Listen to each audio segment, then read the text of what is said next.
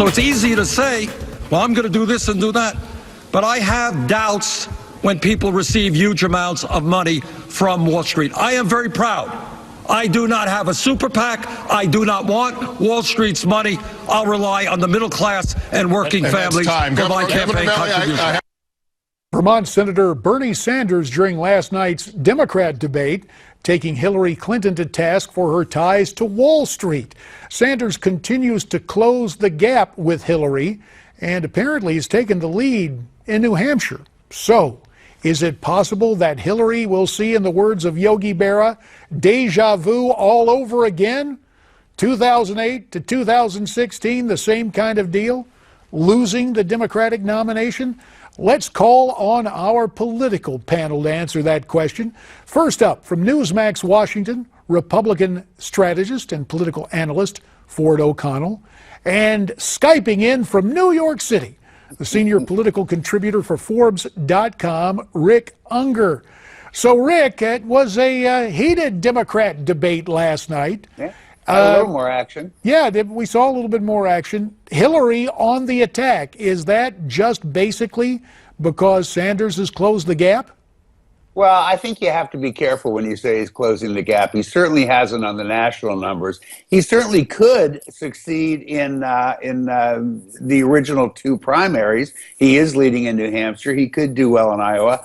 But you know what? Once he gets to South Carolina, he runs into a brick wall, I'm afraid. Okay, Rick, on the substance of issues that Democrats care the most about last night, Wall Street, health care reform, taxing the rich, Bernie Sanders wiped the floor with Hillary Clinton.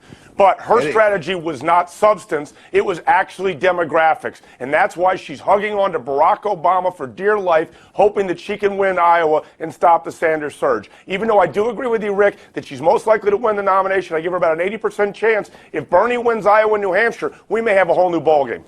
Well, I think her hugging on to Obama, which she certainly did, was much more about South Carolina than it was about Iowa. I don't think the president does her all that much good in Iowa. Does her a lot of good in South Carolina, though. Well, but long term, becoming Barack Obama's new best friend, is that really going to work in November, assuming she's able to end up with the nomination, Rick? November's a really, really, really long time away. I think whoever the candidates turn out to be, we'll be talking about very different things once we get to that point. So I don't think we have to worry so much about that. JD, to your question, though, she doesn't want to be seen as Barack Obama's third term, but because she's gotten mired in such a quagmire with Sanders and the Democratic nomination, this is not something that she wanted to bring out this early, and unfortunately, it very well could hurt her in November. She's ahead 30 points in today's poll. I don't know how that constitutes That's a national poll, Rick, and we both know that primaries and caucuses are individual events that build on one another. Ask Barack Obama that question in 2008. I think that's right, but we have a very different picture this year. I just think it's unrealistic. Look, Hillary's got problems, but they're not electoral problems. She has other kinds of problems that could come and bite her. But she keeps hitting that gun issue the way she's hitting it. She may have electoral problems as well. Nah, not when she gets to the South. No way. And you're saying wait on South Carolina. But to Ford's point, just remembering history, going back to '68, Lyndon Johnson won New Hampshire, but Gene McCarthy picked up substantial support to the extent that LBJ decided not to run for re-election.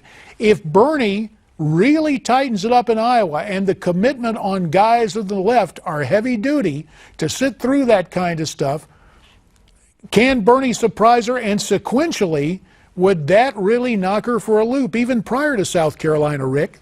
Well, no, that's my point. I mean, if he found a way to get close to her once we get to those southern states, I'd be inclined to take your point. And listen, I'd love to see it get more interesting. But Rick, I just don't, you know, remember what happened. If Bernie Sanders wins Iowa and New Hampshire, Hillary Clinton will be pulling the fire alarm. Trust me on this point. John Podesta will be going nuts. Well, let me ask then about South Carolina. It's interesting. Republicans claimed it was going to be the firewall against Donald Trump. But you say in the case of the Democrats, Rick, South Carolina can really be Hillary's firewall. It is. It just simply is.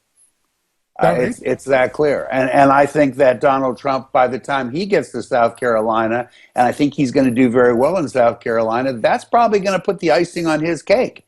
It turns out with Hillary, it's just going to be the beginning of what we'll all be calling a comeback, because I think she is going to struggle. She may not struggle quite as much in Iowa. She is going to struggle in New Hampshire, but it'll be the beginning for her. Once you get to those primaries, once you get to the SEC primaries, Bernie Sanders is not going to do well. It's just real life. Well, and the reason is because of black voters.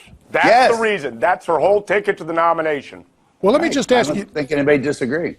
Well, with the 45 seconds we have left, there was a third guy on that stage, Martin O'Malley. I had somebody say to me earlier today, Martin O'Malley, he must be getting ready 8 years from now. He just looks like he could be presidential. Is this really the year of the anti-politician, guy who looks like he's got everything going for him, just can't seem to register?